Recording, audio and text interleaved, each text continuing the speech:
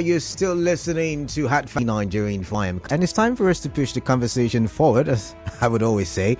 Let's see.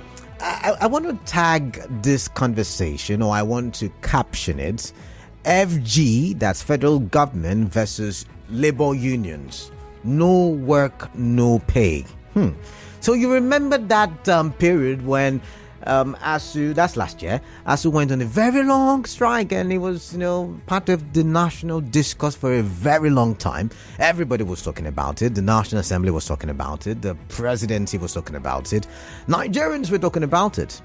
And then somehow the matter was taken to the industrial court, and I remember the industrial court ordering ASU to call off the strike first so that they can determine the substantive matter.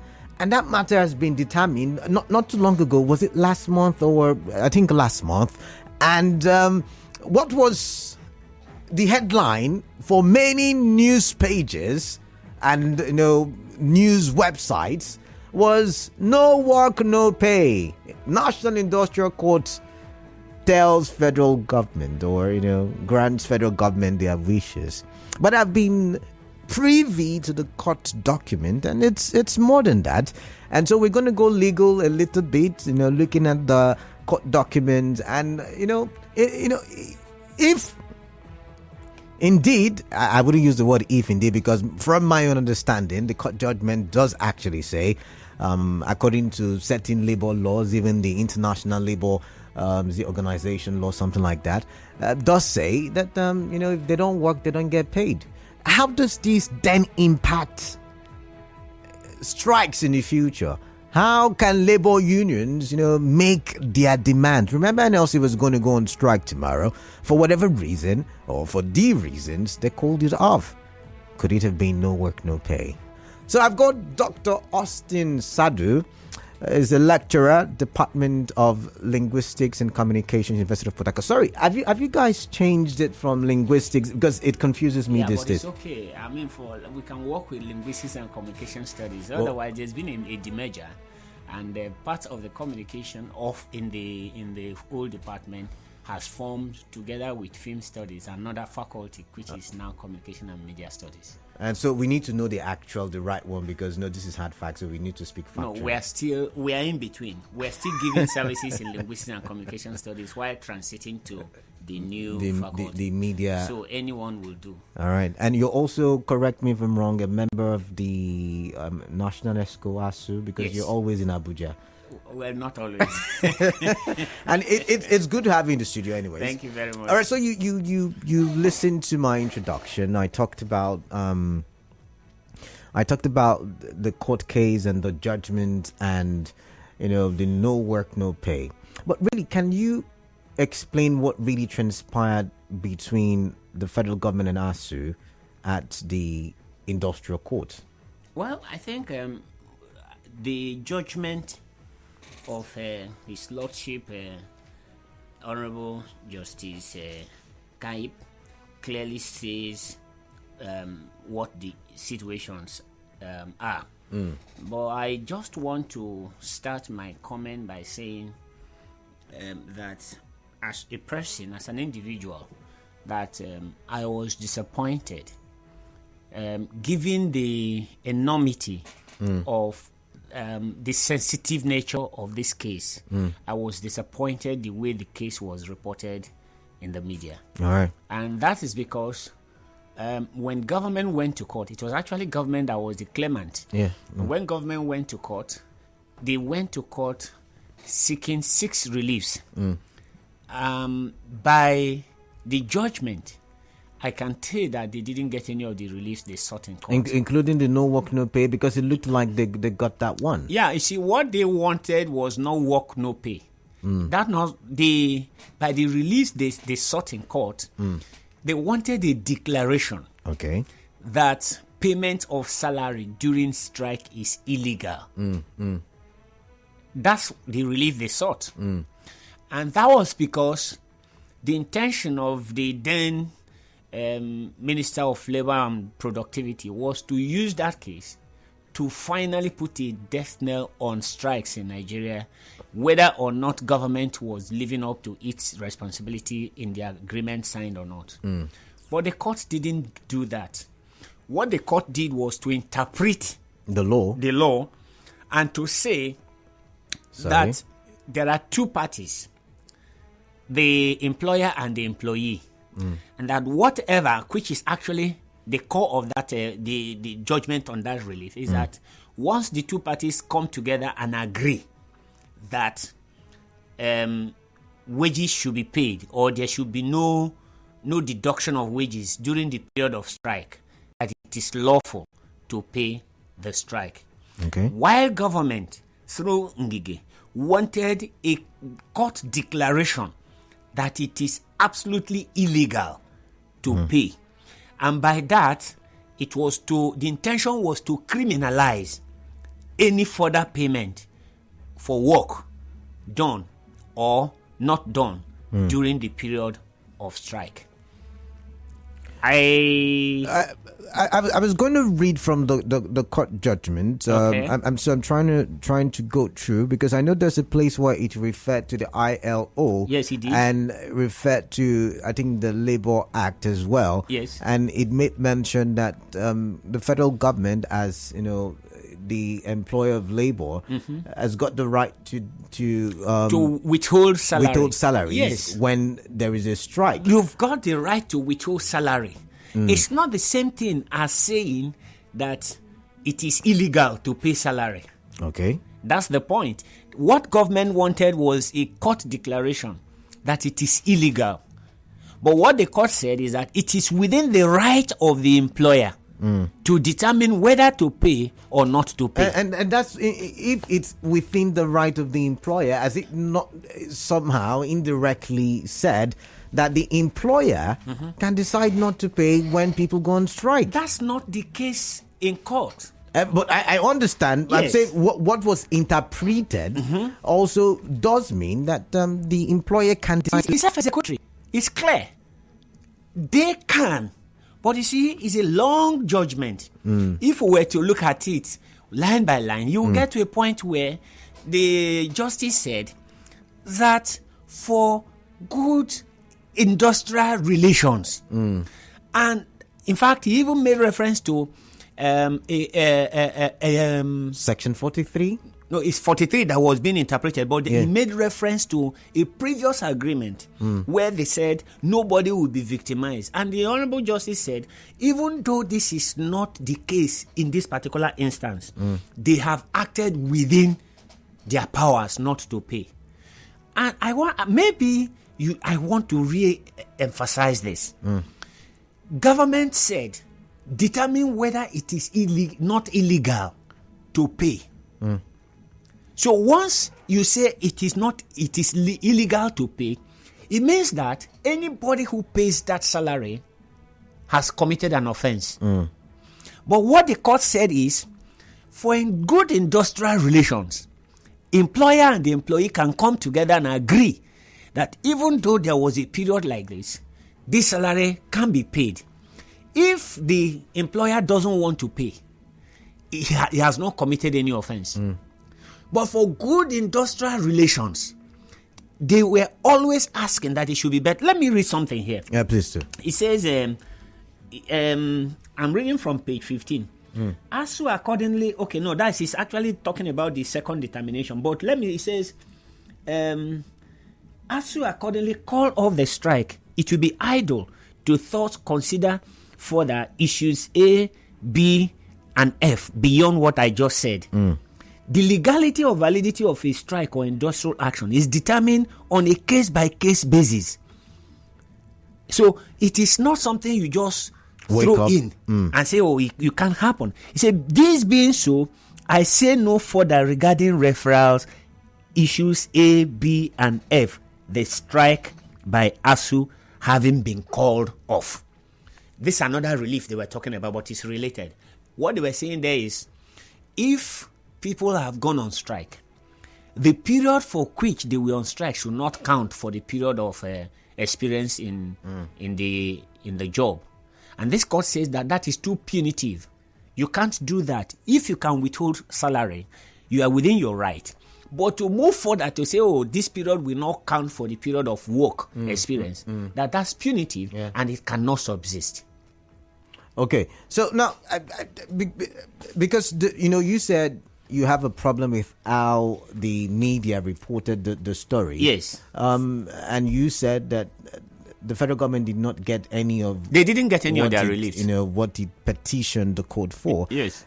But I if we should now stick with this no work, no pay, which I'm very much interested in, does this law or whatever has been interpreted not mean that going forward, if ASU or any other union wants to go on strike, like the NLC tried, to do tomorrow, will that not also mean that they can always make referrals to this, and say, what we have is within our right, is within our purview to say, we're not going to pay you if you go on strike? Yeah, but I just read a sentence a while ago where it says strikes are different.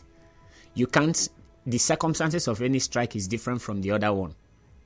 So I just read that. All right. Well, I'm trying to assimilate that. Yes. Because usually in Nigeria the strikes are similar. No. Even when they are called by the same trade union, the circumstances may be different. For example, in this present case, even though we have gone on strike for several reasons. In fact, as at the time we went on strike, salary payment was not part of the reason we went on strike. Okay. It wasn't. Yeah. Because salary was not being owed. Fine. So, not embarking on strike was a reaction to some other issues. Okay. And let me say that this judgment is actually lenient on government because defense was not entered by ASU. I noticed. Fine. So, if ASU had entered defense in this matter, this is the kind of case that ordinarily will have given Nigerians the backbone to deal with issues against the government. Now, that's where I wanted to go into now, and you just took that out of my mouth. And I was going to ask, but first, why did ASU not? It was a technical thing. When we were taken to court, we appealed the ruling of the industrial court. So we went to the court of appeal, and the court of appeal said, we will not listen to you until you have obeyed. So having obeyed, we came back to say, look, remember we had objected to this. They said, no, you didn't even respond to the issues the person raised at that time. You were objecting to it. What you should have done that time would have been to respond, to attach your own written submission to whatever you are doing. But now you didn't do that. You have lost the opportunity of doing it. So it was technical. It was technical. So now I'm looking at this judgment again, and it looks like the federal government was whooped, right? And they asked for several things, and they told them the strike, was I can't use the right terms, but from my head I'm going to say that the strike was not illegal, because the federal government had made certain agreements, and the federal government was supposed to keep to those agreements. How does this affect how unions now approach or how federal government listens, to the demands of unions? We're going for a quick break. You just hold that thought. When I come back, I'd like to hear, how does this affect how unions and federal government, labor unions to be precise, interact, given the situation of things now that NLC, TUC, and all the likes are making demands? Stay tuned. We'll be right back.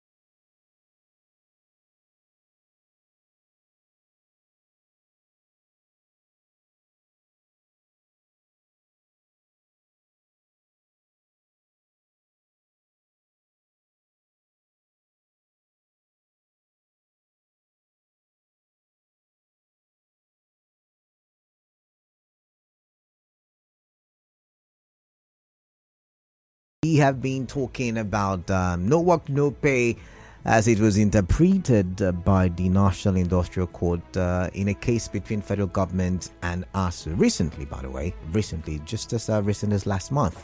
And if you're just tuning in, this is Hard Facts on 92.3 Nigerian FM. And then the conversation continues.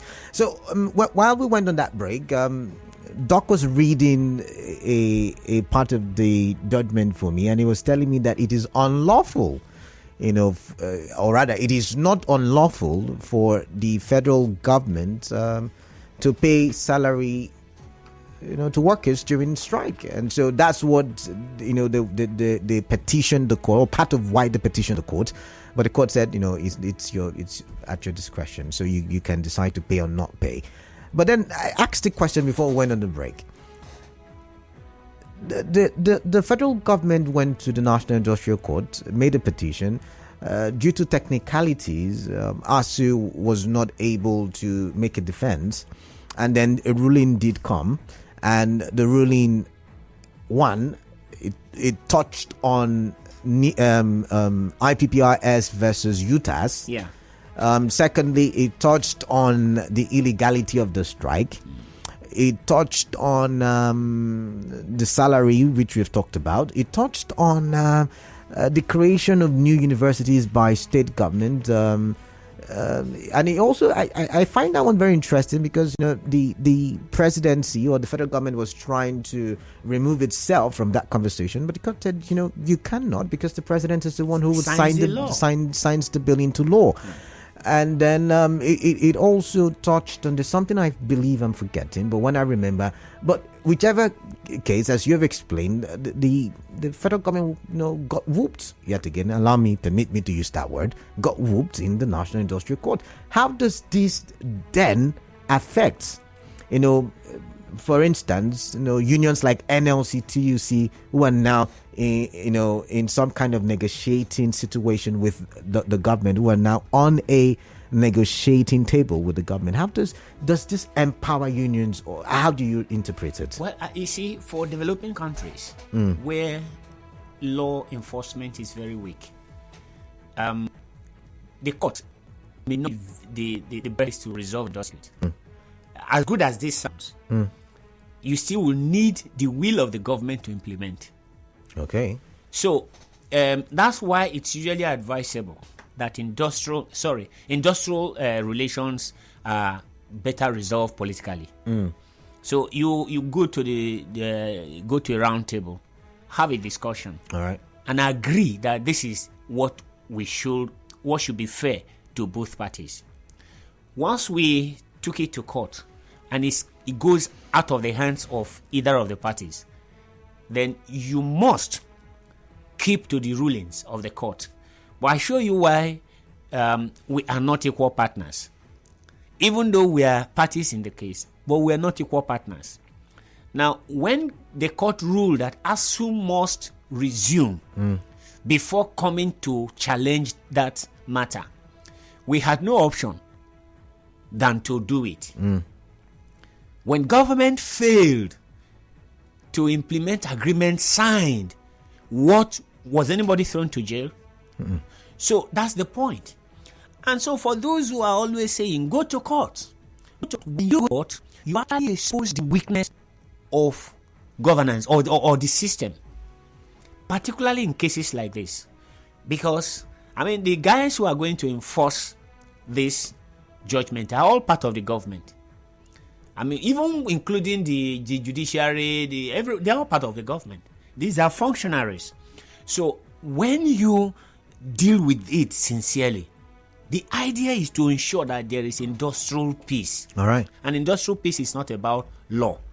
But with respect to this now, what this has clearly shown is that the government cannot determine what to choose and what not to choose. All right. Because in this present case, you see that even the IPPIS, and that's why I said I was not happy the way this matter has been reported.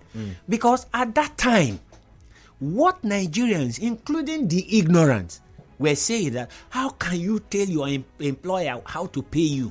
Your own is just to go to, including some of our colleagues. Including me. We're saying, how can you? The court says, no, our argument was superior and was sustained because the university is run by laws, and the laws of the university says memos from the public service cannot apply in the university. And that was just the point we were making at that time. And we spent a whole year making that point. Nobody heard us. So now that and like I said, the court, the National Industrial Court did make certain wonderful and mind-blowing proclamations or declarations. For instance, the one you just pointed to, in the conversation between IPPIS and UTAS, it says that, or it said that the universities, have some kind of autonomy. Yeah, it's been run by the university council, and there's an act to that effect. Yes, and so that means that the university can make certain decisions as to how that individual universities are run. Exactly. And it also implies to finances. Does this now settle that conversation of autonomy for universities? I wish it did. But like I said, the autonomy law was not new. Okay. It's always been there since 2003, 2004. We have also made reference to it. And when you make reference to it, what some of the people in government will tell you is that autonomy is finance, but that's not it. Its autonomy is like central bank, established by a rule, only subject to the rule establishing it. And that's what it says. But because Nigerians are not interested in what happens in the system, including the very educated. So when we keep, and of course, it's like when somebody tells lie consistently, after a long time, people begin to consider the lies to be the fact. Yeah. So that's what is happening here. The law has always been there. And the only way government can get into the university is to set up visitation panel, which was also part of the reason. Part of what sorting its relief. So what's your opinion? Once again, you're a member of the ESCO at the national level. How do you think ASU should approach this now? We have always believed that a political solution is going to be better for government. I don't think that there's any citizen of a country that wants to make the country look weak before international community. So I would de-emphasize the potency of this judgment and speak to the fact that government must get back to ASU and resolve this matter politically. If that is done, it will also enrich our labor jurisprudence. Okay. Because we will have to now go to court with terms that are acceptable to the two parties. And it is executed in court. And it will become the judgment of the court. I don't think that we will want to... you have clearly seen the outcome of this. So if we were to flex muzzle with government, what is the benefit of that? Just to establish that functionaries of government, they were wrong. And after that, the majority of Nigerians don't even care what happens in the courts. They don't care what the judge rules. People are still going to continue with this argument. You cannot tell your employer how to pay you. If we open up the phone line now, somebody's going to ask that question. So we think that statecraft is a complex situation. Nobody should assume that you own it because you are in the saddle. For example, I think that the feelings of government may change now because the core antagonist, Ngige, is no longer there. Why do you feel he's the core antagonist? By his actions. Ngige attempted to proscribe the union. In fact, he also set up a parallel union. Ngige has set up parallel bodies in the teaching hospitals to counter ASU. He has paid some of his friends who were on strike together with us. I'm sure you know that Nnamdi Azikiwe University, the teaching hospital of Nnamdi Azikiwe University, they've been paid. that Ngige has raised a letter that they were working while all of us were on strike and that they have been paid their salary. So I think Ngige had a personal some axe to grind with. Maybe some of us. Maybe it was in good faith, but not. Sometimes we disagree on things, but it might just be for the development of the country, or in this case, no, it couldn't have been the educational sector. It couldn't have been because I was part of the negotiation from day one. Okay, and we met with Ngige until Ngige said, "Look, go back to your parent ministry, which is Ministry of Education." And that's what it should be. We don't negotiate with labor. You negotiate with your parent ministry. And of course, government has set up committees. But Ngige, I think because of his political ambition at that time, it is either he wasn't thinking clearly, or he had some cards he was playing with the strike, which didn't work out the way he expected. Yet again, let's tie it to our current situation. I mean, you're a Nigerian. You probably feel the brunt. Fuel subsidy has been removed. NLC, TUC threatening fire and brimstone. Negotiating table, they just came out from one, and they have some kind of resolution. But then again, they're still to meet on June 19, I believe. Yeah, June 19. How do you think this will affect future strikes and demands from unions? I'm asking the question again because you've just said that despite this wonderful judgment, it's of little effect, or possibly of no effect, because you can't force the government to implement it. So how does this affect them? What's the need for strike? No, you can actually force. I was only saying that I will not subscribe to a point where you rub the nose of the government on the ground because you want to show they have done something wrong. And I'm saying that they also should be responsible enough to know that running to the court is not going to solve the problem. Okay. But moving forward, this will strengthen the unions because you can make reference to it. Now, but apart from that, the NLC and the TUC, with respect to what they are doing now, it's only an interlocutory injunction that has been given.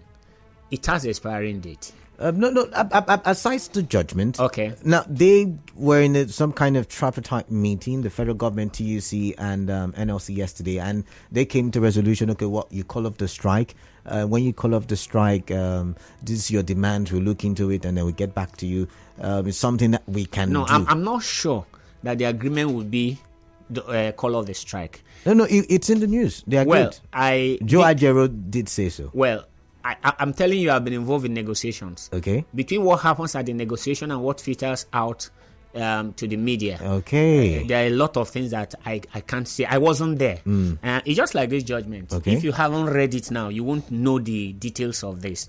So for me, I don't even want to get into that because we are also part of NLC. And those guys are speaking on our behalf. Okay. And I cannot stand in public to discuss what they've already discussed with government. But my personal view is that this issue of subsidy is a massive fraud. There's nothing like subsidy removal. Nothing like subsidy. Okay. Nobody is subsidizing anything. Okay. And so I've actually asked for a debate with Meleki or anybody. Okay. Look, why I tell you that it's a massive fraud. You produce crude, right? And we sell the crude, and we import refined crude. Yeah. On what is the subsidy based? Are we underpaying? Are we undervaluing our crude?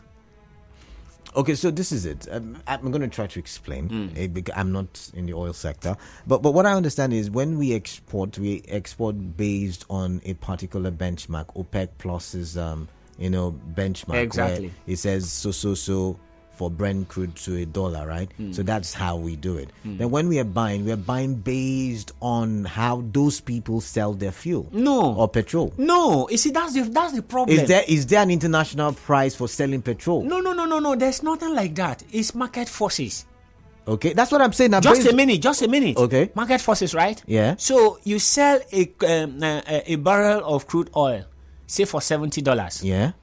And when you said, by the way, a barrel of crude oil contains about 160 liters. Okay. So we can run the numbers. When you divide $70 by 160 liters, you see how it will go down to cents. Oh, really? Come on, do the arithmetic. Let's do it here. No, now. you are the doc. You can. just I always want Nigerians to disagree with government. Okay. And people just say the same thing that government has said. If you have $70, right? $70 for 70 a barrel divided by 160. By 160 is 0.43 cents. So that's we've been cheated. Dollar. We've been cheated. So you get a liter of fuel for a liter of crude for 43 cents. Do the math again by multiplying this with the current price. So when you talk, but they say we consume. They say Yes. we consume about 450,000 barrels per day. that's another fraud. Okay. You know why it's another fraud? When you say in 4 years ago they told us we are consuming 60-something million. So in less than 6 months we increased it from 60-something million to 200 and something million. What were we doing with it? We're bathing with it, or we're doing what with it? Population growth. What population growth? I was just kidding with you. Listen, Yes. Kalada. Yeah. Honestly speaking, Yeah. even those guys who claim that it's simple arithmetic. So if you take out 1 barrel of crude oil and you return the equivalent of 1 barrel of crude oil, what has happened? The only additional cost you have incurred there is the cost of refining and the cost of transportation. Yeah. So, if cost of refining and cost of if they were buying our crude from Nigeria, who pays for the transportation? We pay them. They pay for their transportation. So we've taken away transportation in the arithmetic. So they refine and we determine at price now. So okay, you give us back so quantity for this price of money. You are only giving us refined product equivalent to the amount of crude we have given you. Have we paid anything? Okay, I'm lost. Maths is not my strong subject, but I'm lost in this. So, he has said that if we can reference ASU's case with the federal government, then it means that unions now have a stronger bargaining chip when going to bargain with the federal government. Do you agree? How does this affect the future of strikes and unions' demand in the future? And by the way, what have you learned? What new thing have you learned when it concerns, because we all read it in the newspaper pages. I was not there when the court gave, the judgment, but we heard it. And we're happy we have a Rivers, our lecturer, who was there, and he's been able to give us this information. When he sent me the court judgment, I was marveled, and I want to marvel you too. So I've got a few minutes. I'm going to take calls now. 0817-923-0002. That's the first number to call, or you can call this other one, 0817-923-0003. On Facebook, we're live, Nigerian for PH. You can go to WhatsApp or do text messaging. Use this number 0809 030 6416. We're also active on Twitter and live on YouTube. All right, Nigerian 2PH is the handle. Christian is calling from Rumigbo. Let's listen to Christian. Hello? Yeah, Christian, good evening to you. Welcome. Yeah, Canada, good evening, and good evening to the dog there. Yeah. Good evening. See, I would want to seek some clarification from him because I've heard him speak on this issue so many times. And correct me if I'm wrong, because he keeps saying that they are not employers of federal government. Then I begin to wonder, then why are you fighting with federal government each time as you want to go to strike? If you are not an employer of federal government, why are you fighting with federal government and making demands towards federal government? Because I like what I understand him to have said is that the school employed them. Then fight with the school instead of federal government. Then the second question is this.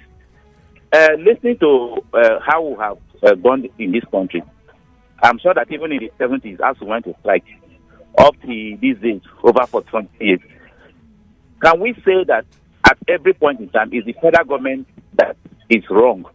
Are there things that he can also criticize us to about? that ASU they have not been doing very right, because it appears for him that in all this period, it's only federal government that is wrong. Then finally, like he said, if subsidy is a scam, why is the remover hitting us hard? If you remove a scam, you are supposed to enjoy now. All right. All right, then. All right. Thank you very much, Christian. Keep your calls coming. If you've got questions, keep your questions coming in as well. And let's get to hear your contribution. But, Doc, what do you make of this? You know about Stockholm Syndrome? No, I'm just showing you. Okay. Stockholm Syndrome is a situation where a victim begins to pity the man who is victimizing you. The perpetrator. Yes. And that's what's happening to Nigeria. It's very clear from the question this man asked. Number one, he wants to blame ASU. That ASU should take some blame, but he hasn't found out what it is. He is the one who is asking me to search out where ASU should be blamed.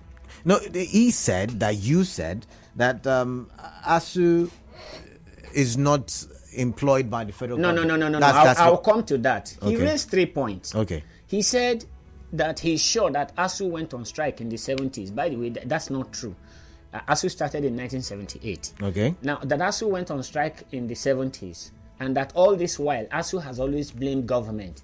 Is there nothing to blame ASU for during that ASU is not doing well? Okay. And I'm saying he's not interested in what we're discussing. He's interested in what is the aspect we can blame ASU. So he wants me to find out where to blame ASU. And unfortunately, I don't find where to blame ASU when it comes to industrial relations or disharmony in the country. The other point he raised was the issue of whose employee are we? Why are we fighting with the federal government? We've never fought with federal government. We declare strike. And when we declare strike, the government, being the proprietors of the universities, they ought to, and which is what they have actually done. Late Professor Emeritus Nimi Briggs, that was the chairman of the negotiating team, was actually chairman of the governing council of Alex Ekweme University. So government will now set up a committee of governing councils because government has so many institutions. They will now want to deal with the schools as a whole. It is not the schools as a group. So they will select representatives among the councils of the universities to form a team that will negotiate with ASU. The last point he raised, which is he talked about being under the employment. He talked about ASU to blame, and then he talked about subsidy as a scam. Fine. That if a subsidy, can you imagine a Nigerian who is saying that if it's a scam, then people should enjoy. Somebody is getting money from you and is not giving you the service. It's not going to reduce anything. So somebody says, you have imported 10 million liters of fuel, and the person imported 500,000, and he bills you for 10 million. Whether or not you get it, you still pay that money, and that's what is happening. So there's nothing like subsidy in this country. Nothing, absolutely nothing. All right. So someone says that the unions are not genuine when they go into negotiations with the government, and that's why today they're threatening to go on strike. Tomorrow they call a strike, and they're always and no ASU too. And back to the question I asked: how do we get to the point where unions can make demands and get results from government? It's not about union; it's about government. What is the percentage allocation to education in our budget? All through the period of General Muhammadu Buhari, we had between 5 and 8%. Yeah, 5 and 8%. So, is that supposed? Is any union expected to tell government that you should do that? No. It is irresponsibility that leads to strike. I recall that in 2018 or 2019, Buhari went to London and said that they were going to increase budget to education to 50. No, they will incrementally, but they will start from 15. Yeah. What happened in the next budget? 5%. So, it's not about, nobody wants to go on strike. I don't want to go on strike. Strikes are disruptive. So, but I want, it is when you have, by the way, there is no time we have gone on strike. We have not waited for at least 1 or 2 years. Speaking just like I'm speaking now. And Nigerians will not listen. Government will not listen. It's only when you go on strike, they will go and get it. So your demands have not been met? No, nothing has happened. Despite the court ruling? Nothing has happened. All right.